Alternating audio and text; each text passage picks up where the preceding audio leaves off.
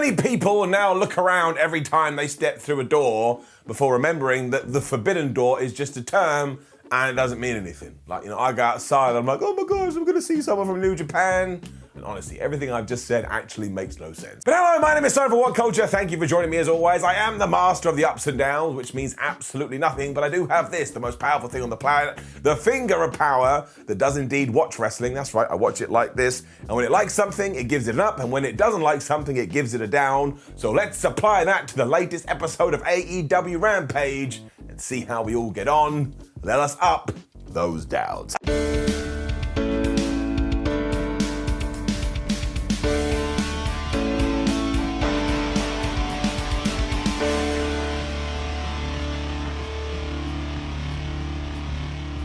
Our first match on AEW Rampage was Roppongi Vice versus the Young Bucks, and do not forget, Rampage is filmed straight after Dynamite, so these fans had just watched Hangman Adam Page versus Lance Archer in a death match, so understandably they were quite tired.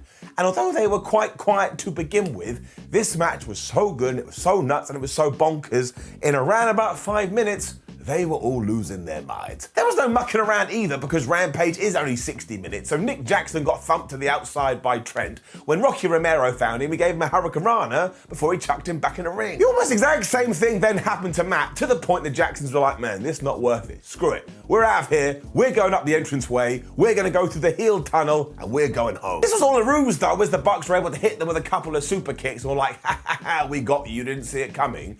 And then after they had fought back in the ring, only to come back outside the ring, Nick Jackson hit this stupidest dive you've ever seen in your life. Now, Orange Cassidy didn't appreciate this, so he kind of wound the Young Bucks up before he went under the ring. Now, of course, Matt and Nick were like, well, we know you're there, we saw you. So they reached in, and who did they pull out? None other than Danhausen, and I was just having the best time. And you still get people going, oh, I don't like it because it's so stupid. And yes, that's the whole point. It is stupid, which is why it's brilliant. He instantly cursed Matt and Nick Jackson, which worked because they got taken out by a couple of dives. And as ever, as soon as his work was done, Danhausen was like, all right, chaps, it was nice seeing you, and he walked off. I love Danhausen, and what should happen on all AEW shows is that when Danhausen isn't on the screen, everybody else is going, but where the flub is Danhausen? From here, all four guys just hit the go button to the point there's no point me trying to recount it to you because I wouldn't be able to do it. But we did have one move that could only be described as like a doomsday knee strike. I mean, it was flubbing ridiculous. There was then a bunch of German suplexes, a bunch of super kicks, a tombstone attempt that was turned into the most devastating move in all of sports entertainment, the surprise roll-up, an attempt at the more bang for your buck, which ended with an avalanche German suplex. And if you can believe it, all of those moves happened one after the other, and nobody even tripped up. Trent then hit the strong zero for an excellent near fall, so the Young Bucks were like, okay, well, we can do that too. And they hit the best melter ever for yet another close 2 count. And then it was just move, move, move, go, go, go, jump up, jump left, we'll do every single thing in the wrestling handbook before finally Rocky Romero did get hit by the BTE trigger and the Young Bucks won. But you just have to give this a round of applause. If you like tag team fun being stuck into your veins and then pumped full of it, you gotta go watch it. I also never understand how they did this in around about 10 to 12 minutes. Like, I can barely go to the loo and back, and they must have done 62,809 maneuvers. It's so obviously getting up. It then got even more fun because Orange Cassidy was in the ring and he made sure to punch out Brandon Cutler because poor guy, nobody likes him. But he then got taken out by a bunch of super kicks, and when Trent got in there, the Young Bucks ran off before flubbing Jay White was here. He hit the Blade Runner onto Trent and then he just went, ha, I've done my stuff. And he left. So as I always say, I'm a big fan of fun. This honestly was just fun being thrown right into my face. Dare I call it tremendous. Ricky Starks then told us on commentary that next week we're going to get powerhouse Will Hobbs taking on Dante Martin to see who's going to qualify for the Revolution pay-per-view ladder match. And I like that because obviously there's a bunch of story there.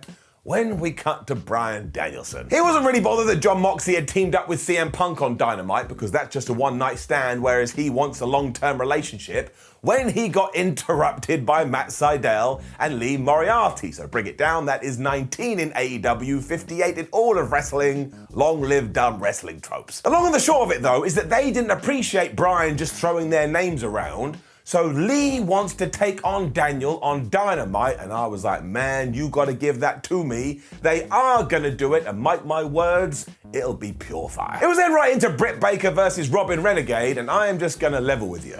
Robyn Renegade is one of the best names I've heard in professional wrestling for a while, to the point that even if she had sat down here and read me a book, I would have found a way to give it an up. With that aside, this was still solid stuff. So up. We also had a bunch of narrative thrown in here as well, because Jamie Hayter didn't come out with Britt Baker, so you're asking yourself why, and the whole time you were kind of glancing around going, well, is Mercedes Martinez going to turn up? Because she got a relationship with Britt too. And it really didn't affect Baker too much because she was in control for most of it, but I understand, look, you've got to do these showcase matches, you have to introduce new talent at some point, but ain't nobody watching this going, well, Robyn Renegade's going to win, even though she absolutely would win a name contest. So basically, after a few shine spots for Double R, she did get whammed with the curb stomp and Britt Baker beat her for the 1, 2, 3, but that was not the end of this because, of course, the dentist is a bad person. So she got her glove and she applied the lockjaw. What the hell was going to happen? It, of course, meant that Thunder Rosa ran out to make the save, and for some reason, she ran up like this, like she was carrying some kind of cake, and it was so entertaining, she should do this every single time, but it didn't work, because it was this juncture where Jamie Hayter was like, okay, well, I should go down there now, but also out came Mercedes Martinez, because she hates Thunder Rosa. They beat everybody up. So all of this made sense. And it finally finished with all of them getting pulled apart, but I'm enjoying the multiple angles here. Obviously, also, long live Robyn Renegade. We then got the most wonderful back and forth video between Layla Hirsch and Chris Statlander, when we were reminded that Layla Hirsch was basically abandoned by her parents when she was a kid. So Chris went, well, look, if your attitude was the same when you were a child, no wonder your parents gave up on you. And I was like, wait, did she say that? I had to rewind it to watch it twice. So we are not mucking around. I mean, if you are going to take a shot, you may as well take a shot. And I am looking forward to that match. I think it's going to have pure heat to it now. When, my friends, it was time for Hook. And now look, you love Hook, I love Hook, we all love Hook, the fans on this night loved Hook, but I just want to take a moment and give a shout out to Blake Lee, who was QT Marshall's rookie that he had announced last week. Because he went into this and he totally understood his role. Like, he couldn't have understood it anymore. It's like, okay, Hook's over there. We got to make him look as good as possible, even though Hook can make his own self look as good as possible. That didn't make any sense. But there was even one moment where he did the Samoa Joe spot where he went for the dive off the ropes and Hook just went, all right, bro. And he got out the way. That always works. And once again, it made Hook look great, which is why I want to shout out Blake. And this was exactly what you'd expect it to be. It went around about 3 minutes and eventually Lee did have to tap out because he got in the red rum, and then Hook was like, awesome, sweet, that's another job done. I guess I'll go to the back and just be like, man, I'm Hook, I'm really cool. So this push just continues to be great, and I cannot wait until he gets into a proper feud, because you've got some naysayers out there going, oh, he's going to be rubbish when he has to have long matches. Oh yeah? I will take that bet. He will absolutely smash it. And we're not going to give it an up, because I get it. Everyone on social media, fine. Every time we give Hook an up, we're going to call it a hooker. Now, look, I don't think this is a good idea. And if my mum and dad watch this, I don't know how I'm going to explain it to them. But yes, Hook does something good. He gets... Just mark the up box. Somehow we did fit all of this into Rampage without it feeling like a powder keg that was about to burst. And we still had our main event that was for the AEW Tag Team titles, that was the Jurassic Express taking on the the Gunn Club, and surprise, surprise, this was really good too. Up. For one, Austin and Colton Gunn are far better than we give them credit for, and surely this was a great showcase for them. And as we already know, Jungle Boy and Luchasaurus just improve every single week. I mean, their chemistry has always been there, but I swear it's growing. And the idea here was to absolutely try and convince you that the Gunn Club could win, to the point, ironically, they started to act like asses, including when Colton blind tagged himself in, and he just murked Jungle Boy with this lariat. I sat there and I was like, well, that's it, he's dead. They also did everything they could to stop Jungly Jim tagging in Luchasaurus, which is a very smart idea because he's a prehistoric creature, people.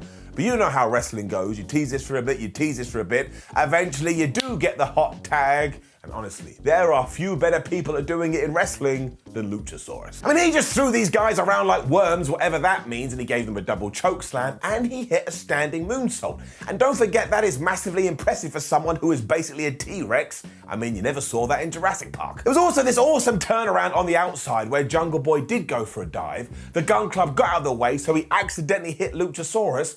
And then when he got back in the ring, he got nailed with the tag team title. And I tell you, the near fall on this was so close to 3 that if you watch it back, you may go, wait a minute, that should be the end. That was flubbing brilliant. So this will make you feel all warm and fuzzy in your tum-tum because it is 4 guys that are proper AEW born and bred doing their thing. And of course, on the outside, we had something between Billy Gunn and Christian Cage because you have to do it. And then back in the ring, just as a little salute to Christian, Jungle Boy hit the kill switch. He got the 1, 2, 3. These guys are still your tag team champions, but seriously, let's not sleep on the Gunn Club anymore, and let's ensure to focus them down the line. And all of this came together to prove that 1 hour may be the perfect length for a wrestling show because it just zooms so effortlessly, and by the end you feel like a little kid.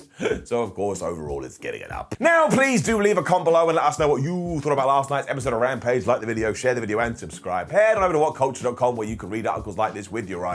Make sure you follow us on social media. We have a ton of videos, including SmackDown ups and downs. Go and watch it, then watch this again. Just click videos. That's all we really want. My name is Simon for WhatCulture. Thank you for joining me as always. Make sure you have a lovely weekend, and I'll see you soon.